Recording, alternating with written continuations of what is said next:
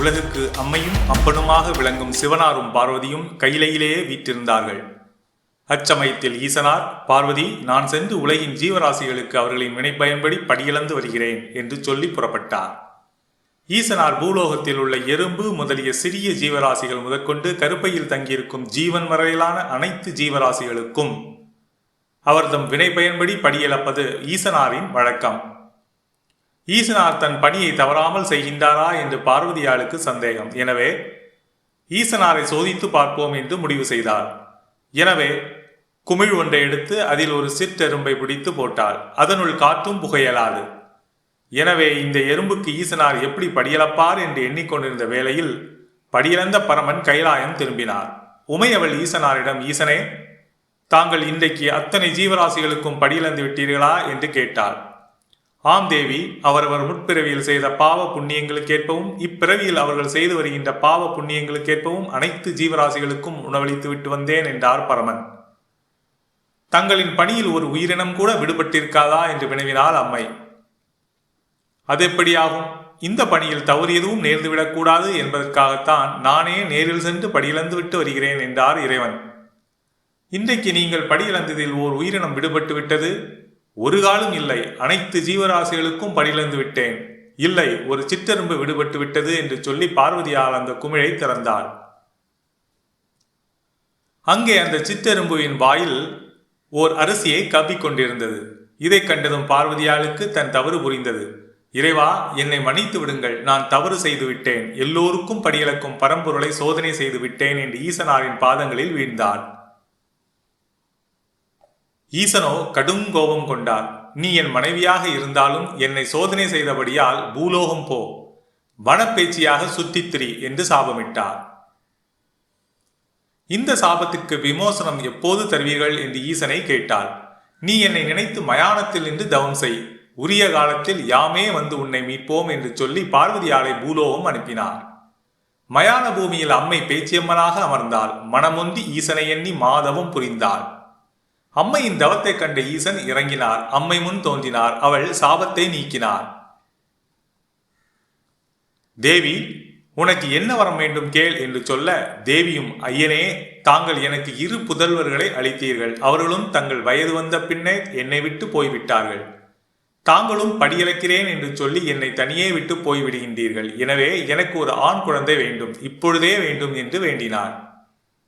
ஈசனாரும், தேவி, பாரங்கே மயானத்தில் பிணம் எரிகிறதல்லவா, அப்பிணம் கொடுஞ்சுடராக எரிகையில் நீ அங்கே நின்று என்னை நினைத்து உன் முந்தானையை ஏந்து, உனக்கு ஒரு ஆண் குழந்தை பிறக்கும். நீ குழந்தையை எடுத்துக்கொண்டு கைலாயம் வந்து சேர்வாயாக என்று சொல்லி மறைந்து விட்டார். பேச்சியம்மனும் அதேபோல் பிணமொந்து கொடுஞ்சுடராக எரியும் வேளையில் அருகில் சென்று தன் முந்தானையை ஏந்த அவள் மடியில் சுடலை முத்துக்கள் தெரித்து விழுந்தன. அவை உறுப்புகள் ஏதுமற்ற ஒரு சதை பிண்டமாக பேச்சியம்மாளின் மடியில் இழைந்தன.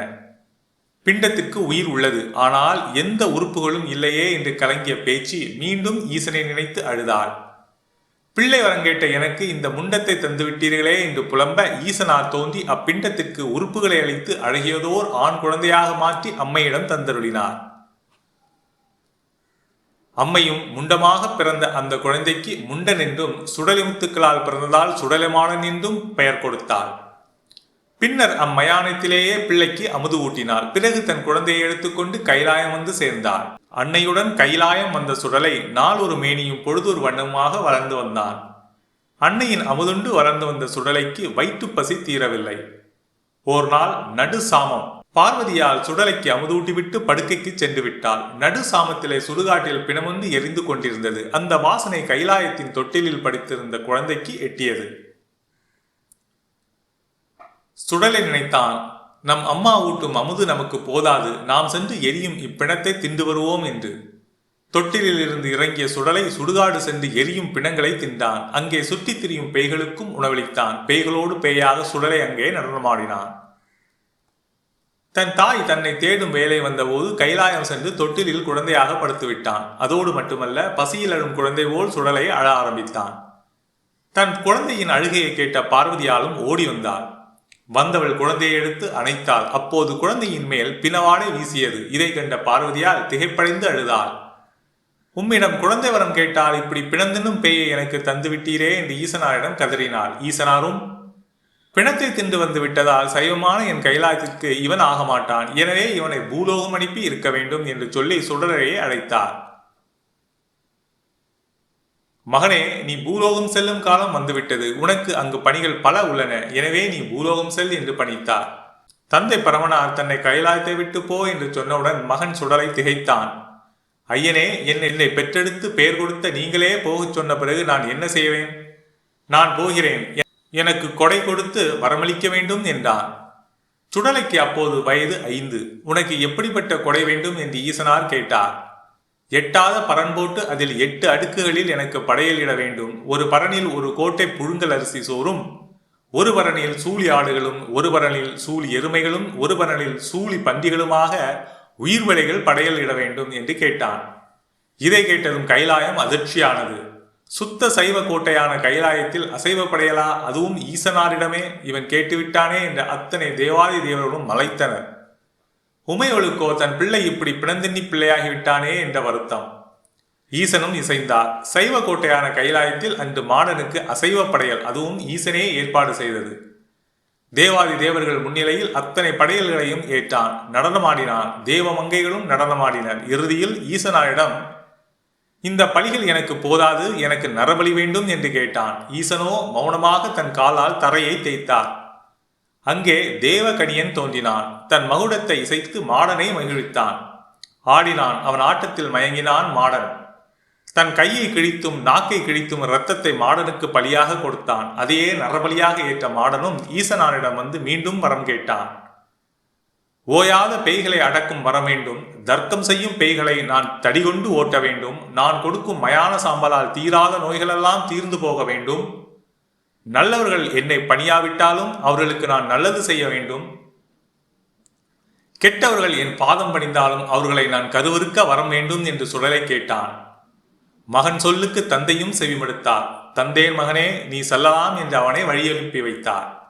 ஈசனிடம் வரம் வாங்கிய நம் சுடலைமாட சுவாமி கைலாயத்தின் தென்வாசல் வழியாக வெளியேறினார். வீராவேசமாக கையில் வல்லயம் வீச்சரிவால் பொந்தடியை ஏந்தி வல்லவனாம் மாயன் சுடலையாண்டி பூலோகம் வந்து சேர்ந்தார். திருக்கேதாரம் தொடங்கி சிவாலயங்களில் சென்று வழிபாடு செய்தார். காசியின் புனித தீர்த்தங்களில் நீராடி வடநாட்டு புண்ணிய தலங்களை எல்லாம் தரிசித்துவிட்டு நம் தென்னாடு நோக்கி வந்தார் சுடலை ஈசன். தென்னாட்டில் காஞ்சியில் ஐயனையும் அம்மை காமாட்சியையும் கண்டு வணங்கினார். திருவண்ணாமலை சென்று அண்ணாமலையானையும் உண்ணாமலையானையும் வணங்கி அருள் பெற்றார். வேங்கடமலை சென்று திருவேங்கடநாதனையும் அன்னையையும் வழிபட்டார். இவ்வாறாக புண்ணிய தலங்கள் எல்லாம் சென்று வழிபட்ட சுவாமி நம் பாண்டி மாதேசம் வந்து சேர்ந்தார். மதுரை மாநகரில் ஈசனால் ஏற்படுத்தப்பட்ட புண்ணிய நதியாம் வைகையில் நீராடி சோமசுந்தர கடவுளையும் அன்னை மீனாட்சியையும் வணங்கினார். இவ்வாறாக சிவாலயங்கள் 1008, திருப்பதிகள் 108 தரிசனம் செய்த சுவாமி மலையாள தேசம் நோக்கி வந்தார். அங்கே குருவாயூர், திருவனந்தபுரம் என்ற புண்ணிய தலங்களை தரிசனம் செய்துவிட்டு வரும் வழியில் பேச்சிப்பாறை அருகே கொட்டாரக்கரை என்ற ஊரை வந்தடைந்தார். சுடலைமாட சுவாமி கொட்டாரக்கரை வந்து சேர்ந்த சமயத்தில் அங்கே கோயில் கொண்டிருந்த அன்னை பகவதிக்கு திருவிழா. தேரோட்டம் சிறப்பாக நடைபெற்றுக் கொண்டிருக்கிறது. தேரிலே சிம்மக்கொடியை கண்டதும் தன் தாய்க்குத்தான் திருவிழா நடக்கிறது என்று அறிந்த சுடலையாண்டவர் இவளிடம் அடைக்கலம் கேட்போம் என்று அவளை வணங்கி நின்றார். தேரில் பவனி வந்த அன்னையோ சுடலைமாடனை கவனிக்கவில்லை. அமைதியாக இருந்தால் நம் அன்னை நம்மை கவனிக்க மாட்டாள் என்று எண்ணி அட்டகாசம் செய்ய முடிவெடுத்தார். ஒரே பாய்ச்சலாக தேரில் பாய்ந்தார். தேரின் அச்சு முறிந்தது. தேரோட்டத்தை காணாமல் தேவதாசியின் ஆட்டத்தை கண்டு கழித்துக் கொண்டிருந்த ஒருவனது தலையை பிடுங்கி எறிந்தார். அது தேவதாசியின் மேல் பட்டதால் அவளும் இறந்தாள். அன்னைக்கு அன்றாடம் பூசைகள் செய்து வரும் அந்தனரை ஒரே அடி. அவரும் மிரண்டு அன்னையிடம் ஓடினார். தாயே பகவதி, அன்றாடம் உனக்கு பூசணைகள் செய்து வருகின்றேன். என்னை ஒருவன் அடித்து விட்டான், கண்கொண்டு பாரமா என்று அழ அன்னை வெகுண்டெழுந்தாள். இதற்குள் பகவதியில் கோட்டைக்குள் புகுந்து விட்ட சுடலைமாடன் கோட்டையிலே பொல்லாத அட்டகாசம் செய்தார். கொடிமரத்தை ஆட்டுவதும் கோபுரத்தில் நின்று ஆடுவதுமாக செய்த அட்டகாசத்தை கண்ட அன்னை பகவதிக்கு பொறுக்கவில்லை. யாரடா அது என் கோட்டைக்குள் அத்துமீறியது என்று கோபத்தோடு கிளம்பி வந்தாள். தன்னை இந்த கோலத்தில் கண்டால் அன்னையின் கோபம் மாறாது என்று எண்ணிய சுடலைமாட சுவாமி 7 வயது பாலகனாக உருகொண்டு நடந்து வந்தார். பாலகனை கண்டதும் அன்னைக்கு பாசம் வந்துவிட்டது. இச்சிறுவனா என் கோட்டையில் அட்டகாசம் செய்தது என்று எண்ணிய அன்னை அவரிடம் விசாரித்தார். பாலகா, உன் பெயர் என்ன? உன் பெற்றோர் யார்? அன்னையின் அமுதமொழி கேட்ட தனையனும் தன்னை பற்றிய விவரங்களை கூறினார். அம்மையே, என்னை பெற்றெடுத்தவள் பார்வதியார். பேர் கொடுத்தார் பரமசிவன். பிறந்தது சுடலையில், வளர்ந்தது கைலாயத்தில். என்னை பெற்றவர்கள் என்னை ஆகாதென்று விரட்டிவிட்டனர். என்னை ஆதரிப்பார்கள் யாரும் இல்லை. பூலோகத்தில் தஞ்சம் கேட்டு உன்னை நாடி வந்தேன் என்று சுடலைமான சுவாமி தெரிவித்தார். பார்வதியால் பெற்றெடுத்தால் என்ன, இந்த பகவதியால் பெற்றெடுத்தால் என்ன? மகனே, நீயும் என் மகன்தானப்பா. உனக்கு அடைக்கலம் தந்தோம், உனக்கு வேண்டியதை தந்து பசியாற்றுவோம் என்றாள் அம்மை பகவதி. அம்மா, உன் ஆலயத்தை நான் தினந்தோறும் பார்க்கின்றேன். உனக்கு பச்சரிசி சாதத்தை தவிர வேறொன்றும் படைக்க காணோம். இதை தின்றால் எனக்கு பசியடங்காது என்றார் சுடலைமாடன். உனக்கு வேறென்ன வேண்டும் கேள் என்று பகவதியால் கேட்க, ஒரு கோட்டை புழுங்கல் அரிசியில் சோறு பொங்கி ஒரே படையலாக இட வேண்டும் என்றார் சுடலை ஈசன். அப்படியே தந்தோம் என்று சொல்லி அன்னையும் சுடலைக்கு படையலிட ஏற்பாடு செய்தாள். மேலும் அவளது ஆலயத்தின் ஈசான மூலையில் உள்ள 7 கடாரம் தங்கத்தை காவல் காக்கும் பொறுப்பையும் சுடலையிடம் ஒப்படைத்தார். படையலை தின்ற சுவாமிக்கு பசி அடங்கவில்லை. எனவே அன்னையின் ஆலயத்துக்கு வரும் கொடியவர்களை கொன்று தின்ன ஆரம்பித்தார். இதை கண்ட பகவதிக்கு பொறுக்கவில்லை. மகனே, இங்கே பார். என்னை நாடி வருவோர் கெட்டோர்கள் என்றாலும் நல்லோர்கள் என்றாலும் அவர்களை காப்பது என் கடமை. நீ அவர்களை வதம் செய்யக்கூடாது என்று எச்சரித்தாள். இதை கேட்ட மாடனோ, அம்மையே, நீ தரும் சைவ படையல் எனக்கு போதவில்லை. என்ன செய்வது? என்னை படைத்த ஈசன் இப்படி படைத்து விட்டால் நாளையிலிருந்து நான் மயானத்திற்கு வேட்டைக்கு செல்கிறேன். செவ்வாய் மற்றும் வெள்ளி இரவுகளில் நான் வேட்டைக்கு செல்ல அனுமதி கொடுக்க வேண்டும் என்று கேட்டார். அம்மையும் அனுமதி அளித்தாள். இவ்வாறாக மாடன் செவ்வாய் மற்றும் வெள்ளிக்கிழமைகள் மயான வேட்டைக்கு செல்வதும் அன்னையின் புதையலுக்கு காவல் இருப்பதுமாக தனது நாட்களை கழித்து வந்தார். அந்த சமயத்தில்தான் இப்படியாக சுடலைமாடன் கொட்டாரக்கரை பகவதியின் ஆலயத்தில் 7 கடாரம் தங்க புதையலுக்கு காவலிருந்து கொண்டிருந்த சமயத்தில் மலையாள தேசத்திலே நந்தம்புணலூர் என்ற ஊர் இருந்தது. அங்கே காளி பெரும்புலையன் என்றொருவன் வாழ்ந்து வந்தான். அவன் மாபெரும் மந்திரவாதி. அவனால் ஆகாத செய்கைகளே இல்லையாம். மந்திரத்தால் என்ன வேண்டுமானாலும் செய்திடுவான். அந்த ஊருக்கே அவன்தான் தலைவன். எனவே அவனது வீடு அரண்மனை போன்று இருக்கும். அவனது மனைவி புலக்கொடியால். இவர்களுக்கு திருமணமாகி பல ஆண்டுகளாகியும் குழந்தைகள் இல்லை. இதனால் மனமுடைந்த புலக்கொடியால் தன் கணவனிடம் இதை பற்றி வேதனையோடு அழுதாள். அவளை தேற்றிய மந்திரவாதி காளிப்புலையன் அவளை பாதாள கண்டி ஈஸ்வரி அம்மன் ஆலயத்தில் சென்று 1 மண்டலம் விரதம் இருந்து அம்மனை வணங்கி வரச் சொன்னான். மனதின் பாரத்தோடு புலக்கொடியாலும் தவம் இருந்தாள். அந்த சமயத்தில் ஔவையார் தவமிருந்த வீட்டில் இருந்த ஒரு மாவு உருண்டையை காகம் ஒன்று கவ்விக்கொண்டு பறந்து வந்தது. அதே சமயத்தில் கையேந்தி தவம் இருந்த புலக்கொடியாலை கடக்கையில் அந்த மாவு உருண்டை அவளது கைகளில் விழுந்தது. இது இறைவனின் அருளையே விழுந்தது என்று எண்ணிய புலக்கொடியால் அதை உண்டாள். இல்லம் சென்றால் அவளும் கருவுற்றாள். 10ஆம் மாதம் அழகிய பெண்மகவை பெற்றெடுத்தாள் புலக்கொடியால். காளிப்புலையனின் குலதெய்வம் இசக்கியம்மன். எனவே இசக்கியின் பெயரையும் மாவு உருண்டை பிரசாதத்தால் பிறந்த குழந்தையாதலால் மாவின் பெயரையும் இணைத்து மா விசக்கி என்று தன் குழந்தைக்கு பெயரிட்டான். மா விசக்கியானவள் சகல கலைகளையும் கற்று தேர்ந்தால் மிகுந்த அழகுடன் விளங்கினாள். தன்னுடைய 12ஆம் வயதில் பருவம் எய்தினாள் மா விசக்கி. தன்னிடமுள்ள ஆபரணங்களால் மகளை அலங்கரித்து மகிழ்ந்தான் காளிப்புலையன். இன்னமும் தன் மகளுக்கு பொன்னால் நகைகள் செய்து போட்டு அழகு பார்க்க வேண்டும் என்ற ஆசை அவன் மனதில் உதித்தது. அதுவே அவனது அழிவுக்கும் காரணமானது. அஞ்சனம்மை போட்டு தங்க புதையல் எங்கே கிடைக்கும் என்று அவன் பார்க்கும் போது கொட்டாரக்கரை பகுதியின் ஆலயத்தில் 7 கடாரம் பொன் புதையலாக இருப்பதை அறிந்தான். எனவே அதனை கொள்ளையிட வேண்டும் என்று முடிவு செய்தான். மாயாண்டி சுடலைமாடன் காவல் இருப்பதை கண்டு அஞ்சி இவன் இருக்கும்போது நம்மால் கொள்ளை செய்ய இயலாது என்று எண்ணி காத்திருந்தான். வெள்ளிக்கிழமை இரவில் சுடலைமாடன் மயான வேட்டைக்கு கிளம்பினார். அவர் கிளம்பியதும் காளிப்புலையன் உள்ளே சென்று 1 கடாரம் பொன்னை கொள்ளையிட்டு போய்விட்டான். மயான வேட்டைக்கு சென்ற சுடலை ஈசன் திரும்பி வந்தார். தன் காவலில் இருந்த 7 கடாரம் தங்கத்தில் 1 கடாரம் குறைந்ததை கண்டதும் கோபமுற்றார். யார் இந்த பாதகத்தை செய்தார்கள் என்று எண்ணியவாறே அன்னை பகவதியாளிடம் சென்றார். அம்மா, நான் மயான வேட்டைக்கு சென்றிருக்கும் போது யாரோ உன் கோயிலில் வந்து கொள்ளையிட்டு சென்றிருக்கின்றார்கள். யாரது என்று கேட்டார். அன்னை பகவதியும், மகனே, திரவியம் போனால் போகட்டும், அவனை பற்றி கேளாதே என்றாள். அவனை பற்றி சொல்லியே ஆக வேண்டும் என்று சுடலையானவர் பிடிவாதம் பிடிக்க காளிப்புலையனை பற்றி சொன்னால் அம்மை. மகனே, நந்தம்புணலூரில் உள்ள காளிப்புலையன்தான் இந்த கொள்ளையை செய்தது. அம்மா, விடைகொடு, நான் அவனை அழித்து நம் திரவியத்தை மீட்டு வருகிறேன் என்று வீராவேசத்தோடு புறப்பட்டார் சுடலை. பாலகா, பொறு. அவன் மந்திரவாதத்தில் தேர்ந்தவன். அவனை யாராலும் எதிர்க்க இயலாது. அவன் செய்யும் செயல்கள் எல்லாம் விசித்திரமானவை. பொன் போனால் போகிறது. என் மகனே, நீ என்னை விட்டு போக வேண்டாம். அவன் உன்னை பிடித்து சிமிலியில் அடைத்து விடுவான். எனவே நீ போக வேண்டாம் என்றால் அன்னை பகவதி. அம்மையே, உனக்கு என்னை பற்றி தெரியாதா? நான் பரமனிடம் வரம் வாங்கி வந்தவனம்மா. தில்லைவன மயானத்தில் பிறந்த என்னை எந்த மாய சக்தியாலும் எதுவும் செய்ய முடியாது. நீ ஒரு வார்த்தை மட்டும் சொல். என் காவலில் இருந்து பொன்னை கொள்ளை செய்தவன் குடும்பத்தை அழித்து மண்ணோடு மண்ணாக்கி விட்டு வருகின்றேன் என்று முழங்கினார் சுடலை. அன்னை மேலும் மறுத்தாள். அம்மையே, இன்னும் 8 நாட்களுக்குள் தெரியும். மாயம் செய்யும் அந்த மந்திரவாதியா அல்லது இந்த மாயாண்டியா என்பது. நீ விடை கொடு என்று பலி வேகத்தோடு ஓலமிட்டார் சுடலை. இனியும் தன் மகனை கட்டுப்படுத்த இயலாது என்றிருந்த அன்னை பகவதியும் அவனுக்கு திருநீட்டை பூசி வல்லையத்தை கையில் கொடுத்து அனுப்பி வைத்தார். வீராவேசத்தோடு கோட்டைக்கரையிலிருந்து கிளம்பிய சுடலையாண்டவர் மோசம் செய்த மோசக்காரனை நாமும் வேஷம் போட்டு மோசம் செய்வோம் என்று எண்ணம் கொண்டு பாம்பாட்டியாக உருவம் கொண்டார். கானகத்தில் தான் பிடித்த பாம்புகளை கொண்டு நந்தம்புணலூர் வந்தடைந்தார். பாம்புகளை தெருவில் விட்டு வித்தை காட்டிக் கொண்டிருந்தார். காளிப்புலையின் வீட்டிலிருந்து யாரும் வந்து பார்க்கவில்லை. ஆனால் காளிப்புலையனின் மகள் மாவிசைக்கு தன் வீட்டின் மாடியில் நின்று இதை கவனித்துக் கொண்டிருந்தாள். அவளை கண்டார் சுடலை. இவளுக்காகத்தானே அந்த திரவியத்தை களவெடுத்தான் பெரும்புலையன். எனவே முதலில் இவளை பழிவாங்க வேண்டும் என்று எண்ணி வயதான பண்டார உருவெடுத்து காளிப்புலையின் வீட்டுக்கு வந்து கையேந்தி பிச்சை கேட்டார். யாரோ சிவனடியார் தம் இல்லம் தேடி வந்து பிச்சை கேட்பதை அறிந்த மாவிசைக்கு அன்னம் எடுத்துக்கொண்டு பிச்சையிட வாசலுக்கு வந்தாள். அவள் தெற்கு வாசலுக்கு வந்தால் சுடலை வடக்கு வாசலுக்கு சென்று பிச்சை கேட்பதும், அவள் வடக்கு வாசலுக்கு வந்தால் சுடலை தெற்கு வாசலுக்கு வந்து பிச்சை கேட்பதுமாக அவளை அலக்கழித்தார்.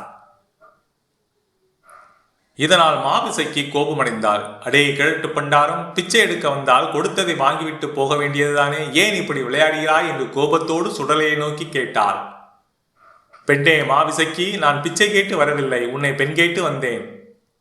என்னை பெண் கேட்டு வந்தாயா? இந்த சொல்லை மட்டும் என் தந்தை பெரும்புலையன் கேட்டால் உன்னை இல்லாது செய்து விடுவார். மரியாதையாக ஓடிப்போ என்றால் மாவிசைக்கு. எனக்கு தராமல் உன்னை யாருக்கு தருவான் உன் தந்தை? சரி, எனக்கு தாகமாக இருக்கின்றது, கொஞ்சம் தண்ணீர் கொண்டு வா என்று அதிகாரத்தோரணையோடு கேட்டார் சுடலை. தண்ணீர் எல்லாம் இல்லை, தர முடியாது, ஓடிப்போ என்ற மாவிசைக்கு சொல்ல, தண்ணீர் எல்லாம் இல்லை, தர முடியாது, ஓடிப்போ என்று மாவிசைக்கு சொல்ல, அடியே மாவிசைக்கு, உன் தகப்பனுக்கு பசும்பாலை எடுத்து அங்கேயே வைத்திருக்கின்றாயே, எனக்கு நீர் கூட இல்லை என்றா சொல்கின்றாய்? உன் அப்பன் இருக்கும் போதே யாரும் அறியாமல் உன்னை கற்பழிப்பேன் பாரடி என்று சொல்லி சபதம் செய்து மாயமாய் மறைந்தார் மாயாண்டி சுடலை. இதை கேட்டதும் அதிர்ச்சியடைந்தால் மாவிசைக்கு. தன் தந்தை வந்ததும் இதனை தெரிவித்தார். யாரோ ஒரு கிழட்டு பண்டாரும் தன் வாசலில் பிச்சை கேட்டு வந்த பின்னர் தன் மகளை கற்பழிக்க நாள் குறித்ததை எண்ணி வேதனையில் ஆழ்ந்தான் காளிப்புலையன். அஞ்சன மையெடுத்து யாரென்று பார்த்தால் அவனால் எதையும் கண்டுபிடிக்க முடியவில்லை. மாந்திரியத்தில் பெரியவன் என்று பெயரெடுத்த என்னையே ஒருவன் ஏமாற்றுகிறான் என்றால் நாம் எச்சரிக்கையாக இருக்க வேண்டும் என்று முடிவு செய்து மாவிசைக்கு மந்திர காவல் அமைத்தான். 7 அறைகளை அடுக்கடுக்காக அமைத்து நடுவரையிலே பெண்ணை அமரச் செய்தான். யாரும் அதனை நெருங்க இயலாத வண்ணம் தன் மாந்திரியத்தால் வளையமைத்தான். ஆனாலும் சுடலைமாடசாமியை எந்த காவல்தான் தடுத்து நிறுத்தும்? இரவிலே எறும்புரு கொண்டு மாவிசைக்கின் அறை அடைந்தார் சுடலைமாடசாமி. அவள் அறியாமலேயே அவளை கற்பழித்தார். வந்த சூடு இல்லாமல் வெளியேறினார். மறுநாள் காலையில் மகளை எழுப்ப வந்த புலக்கொடியால் மகளின் நிலையை கண்டு அதிர்ந்தாள். மாவிசைக்கியும் கண்ணாடியில் தன் கோலம் கண்டு அழத் துவங்கினார். பெரும்புலையன் அதிர்ந்தான். தன் மாந்திரீகம் பொய்த்ததை எண்ணி பயந்தான். வந்தவன் மிகப்பெரிய ஆள், தன்னால் அவனை எதிர்க்க இயலாது என்பதை புரிந்து கொண்டான். ஆயினும் அவன் மனதில் வந்தவன் யாரென்ற கேள்வி எழுந்து கொண்டே இருந்தது. மை போட்டு பார்த்தான். ஏவல் தேவதைகளிடம் கேட்டான். யாராலும் சொல்ல முடியவில்லை. மாவிசைக்கு கர்ப்பமானார். இத்தோடு விட்டாரா சுடலைமாடன்?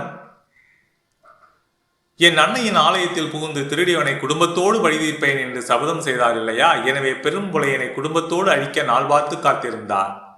மாவிசைக்கு நிறைமாத கர்ப்பிணியாக இருந்தார். ஆலடி புதூரிலே காக்காட்சி மலை தாண்டி பழியன்மார்கள் விவசாயம் செய்து வந்தார்கள். அவர்கள் விவசாயம் செய்யும் சோலையை நாசம் செய்தால் புலையன் நேரில் வருவான், அவனை பழிவாங்கலாம் என்று எண்ணிய சுடலைமாட சுவாமி பழியன்மார்கள் விவசாயம் செய்து வந்த ஒரு நாள் இரவு சோலைக்குள் புகுந்து அதனை முற்றிலும் நாசம் செய்தார். மறுநாள் காலையில் வந்து பார்த்த பழியன்மார்கள் அதிர்ச்சியில் புலையனிடம் ஓடி வந்தார்கள். புலையனும் தானே நேரில் வந்து பார்ப்பதாக கூறி அவர்களை அனுப்பி வைத்தான். புலையன் காக்காட்சி மலைக்கு செல்ல இருப்பதை அறிந்த புலக்கொடியால் அவனை தடுத்தாள். போக வேண்டாம் அன்பரே, நான் பொல்லாத கனவு கண்டேன் என்று சொன்னாள். யாராலும் என்னை எதுவும் செய்ய இயலாது, நீ என்னை தடுக்காதே என்று சொல்லிவிட்டு புலையன் புறப்பட்டு சென்றான். பழியர்களின் சோலையில் அமர்ந்து மைபோட்டு பார்த்தபோது அவனால் எதுவும் கண்டுபிடிக்க முடியவில்லை. பிறகு சுடலைமாடன் தானே அவன் நேரில் பிரசன்னமானான்.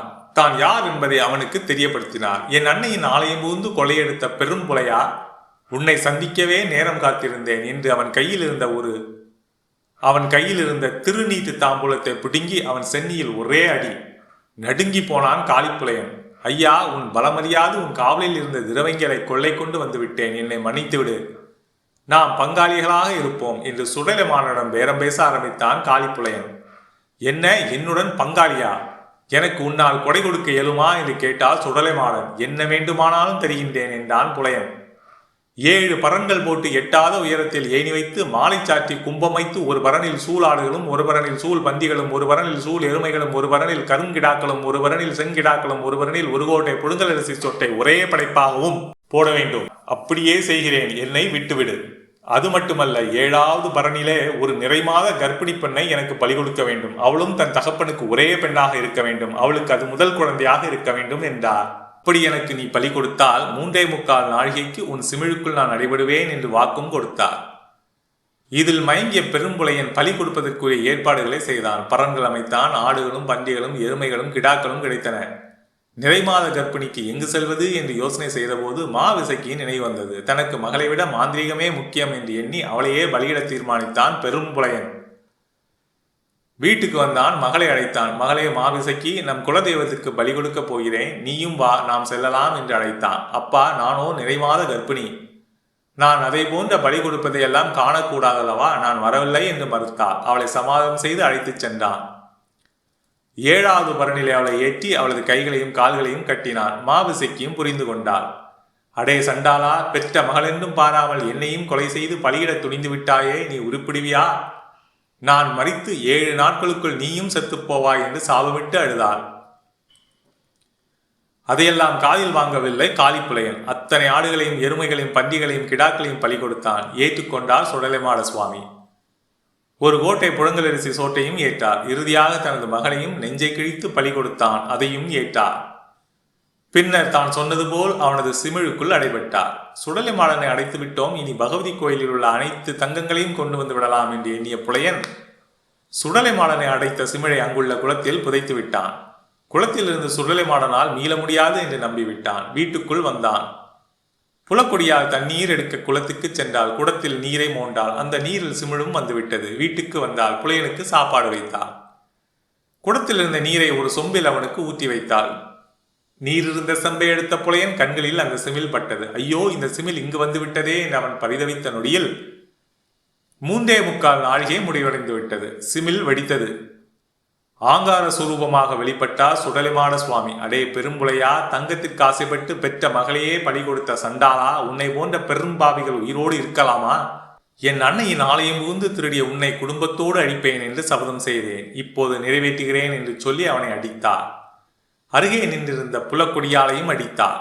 தன் அன்னையின் ஆலயத்திலிருந்து புலையன் கொள்ளையெடுத்துச் சென்ற திரவங்களை மீட்டு கொட்டார கரை திரும்பினார். அவற்றை மீண்டும் அன்னையிடமே சேர்ப்பித்தார். அன்னையே, இப்போது புரிந்ததா உன் மகனின் பராக்கிரமம் என்று அன்னை பகவதியே வணங்கி நின்றார். மெச்சினோ மகனே, ஆனால் நீ இப்படி பழி வாங்குவதெல்லாம் கூடாதப்பா. தெய்வங்கள் எல்லோரும் மனிதர்களை ரட்சிக்கத்தான் வேண்டும். நீயும் வரம் கொடுக்கும் தெய்வமாக வேண்டும் என்று அவனை ஆசீர்வதித்தார். அப்படியே செய்கின்றேன் அன்னையே, எனக்கு விடை கொடு என்று சொல்லி அன்னையிடம் அனுமதி வாங்கிவிட்டு கொட்டாரக்கரையை விட்டு புறப்பட்டார். நேராக குற்றாலம் வந்து சேர்ந்தார். குற்றால அருவியில் குளித்துவிட்டு திருக்குற்றாலநாதரையும் அம்பியையும் வணங்கினார். பின்னர் குற்றாலப்பதியிலேயே அருளும் தெய்வமாகி வரமருள ஆரம்பித்தார். இது வாய்மொழி கதையாக சுடலைமாடனை பற்றி காலங்காலமாக சொல்லப்பட்டு வரும் கதையாகும்.